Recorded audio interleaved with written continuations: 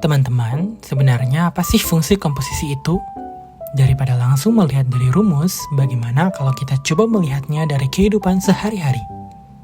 Misalnya, ada seseorang yang hobi membuat kue. Awalnya hanya mencoba di dapur dengan bahan-bahan sederhana. Lalu seiring waktu, hasil buatannya semakin enak, hingga akhirnya ia memutuskan untuk menjual cookies yang ia buat. Dari satu proses ke proses berikutnya, semuanya terjadi secara berurutan.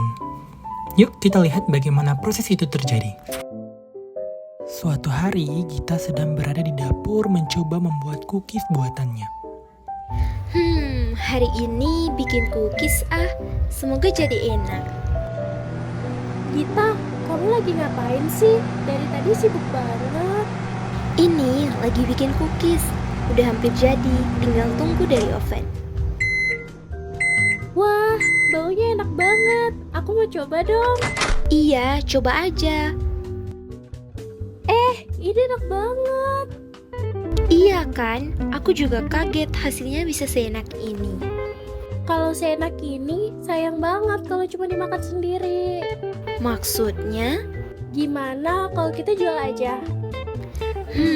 Boleh juga sih. Kalian lagi ngomongin apa? Kita mau jual cookies, kamu bantu ya? Siap, kita bikin yang banyak. Dari bahan-bahan seperti tepung, telur, dan gula dibuat menjadi adonan, lalu dipanggang hingga menjadi cookies. Proses ini terjadi secara bertahap, satu langkah ke langkah berikutnya.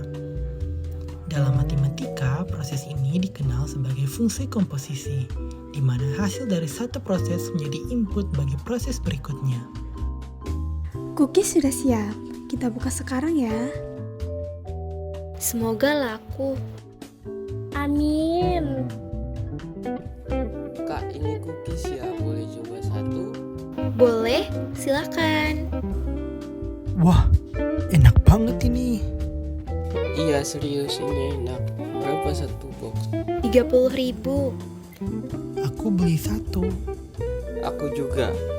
Ini kembaliannya 20.000 ya. Terima kasih, sampai jumpa kembali.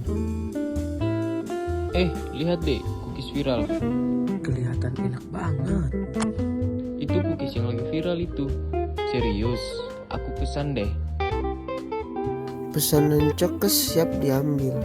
Iya kak, ini pesanannya. Siap saya antar. Wah, akhirnya datang. Nih, 50.000. Totalnya 40.000.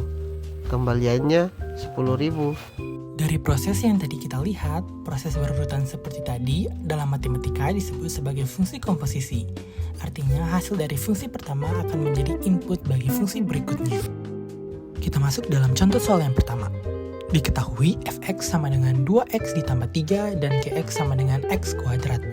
Maka kita dapat substitusi g komposisi fx ke dalam persamaan sehingga kita dapat hasilnya 2x tambah 3 kuadrat.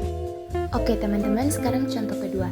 Diketahui fungsi fx sama dengan x kurang 1 dan gx sama dengan 3x. Dan ditanya g komposisi f dari x.